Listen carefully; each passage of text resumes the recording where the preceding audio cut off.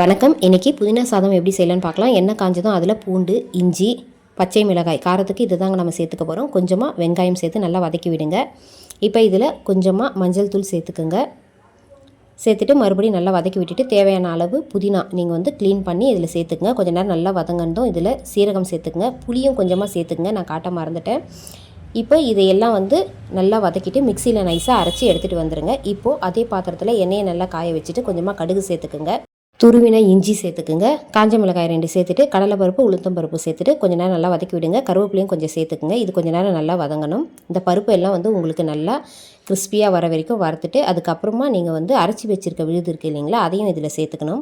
சேர்த்து நல்லா மிக்ஸ் பண்ணி விடுங்க. உங்களுக்கு தேவையான அளவு உப்பு இப்போ சேர்த்துக்குங்க. இது கொஞ்சம் நேரம் கொதிச்சதும் நாம் சாதத்தை வடித்து ஆற வச்சுருக்கோம் இல்லைங்க, அந்த உதிரி சாதத்தில் இது சேர்த்து மிக்ஸ் பண்ணி எடுத்திங்கன்னா சூப்பரான டேஸ்ட்டில் புதினா ரைஸ் ரெடி.